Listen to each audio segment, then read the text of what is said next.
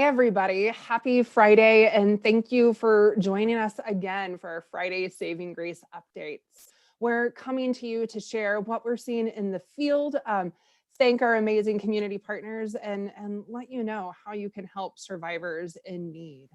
If you've tuned in over the last couple of weeks, we've been talking about the need that we've been seeing here in Central Oregon. If you've paid attention to national news, you know that domestic violence and sexual assault organizations across the country are seeing an increase in calls.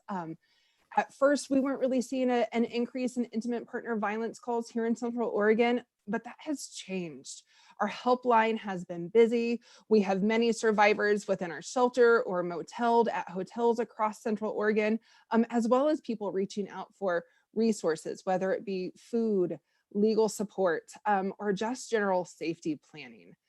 We've been getting a lot. And that leads me to talk about a new feature that we have, our chat line.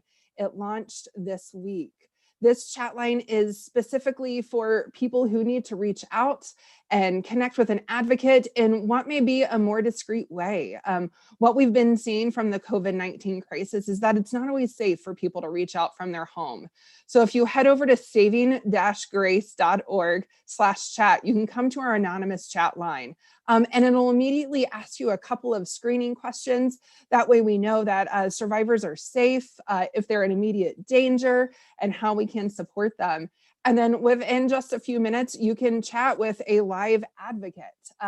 We're currently running this service Monday through Fridays from 1 p.m. to 4 p.m. as we kind of assess the need in Central Oregon and start to utilize this technology.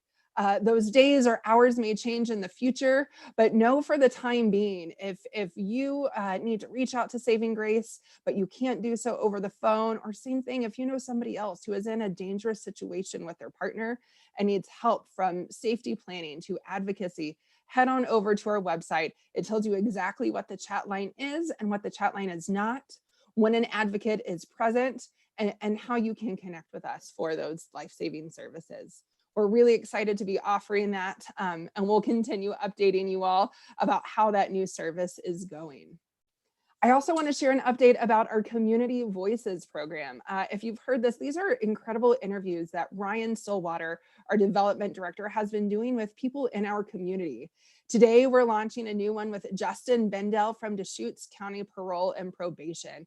And Justin is going to give us kind of an inside view about that domestic violence group that they've got and what some of that looks like. If you're interested in checking it out, it's now a podcast. It's a video. You can see it on Spotify. So know that it's a great way to kind of hear about how intimate partner violence is seen throughout our community and the various different kind of ways that our community is involved in this kind of work with Saving Grace. So be sure to check it out today for a new one from Justin Bendel. And then, hey, Ryan, can you talk about our community ambassador program with Pine Mountain Sports and how awesome that's going? Absolutely. Yeah, it's been really cool so far because things are a little bit crazy, right? The economy is a little bit crazy. There's a lot of uncertainty, but Pine Mountain Sports, now I think for the fourth year, right, has partnered with a local nonprofit to generate support and awareness. So they have selected Saving Grace this year for 2020, which is fantastic. And the community ambassador program is really their way of giving back and then recruiting, their friends and family, their network to learn more about us. So the cool thing about it is they're already, we're almost at $5,000 so far. And we are at 1, 2, 3, 4, 5, 6, 7 individuals.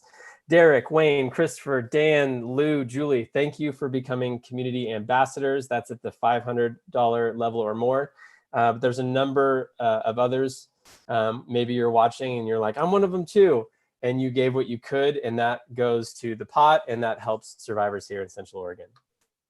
Yeah, thanks, Ryan. And thank you, Pine Mountain Sports, for choosing Saving Grace.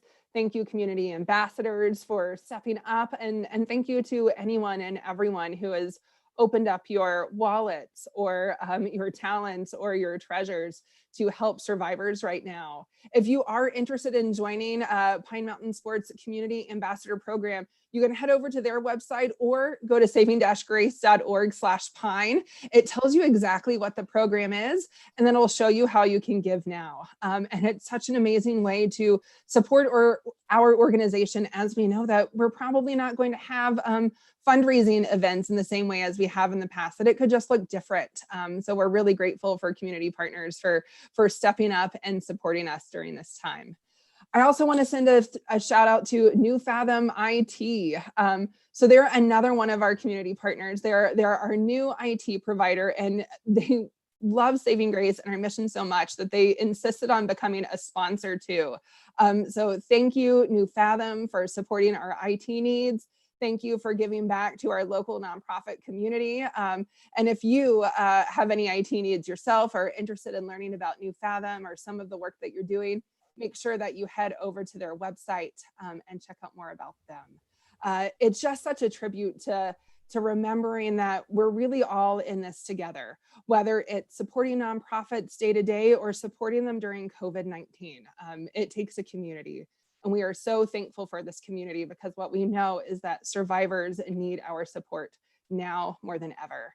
So we'll be back here next Friday at noon to give you some more updates. Until then, stay safe. Thank you.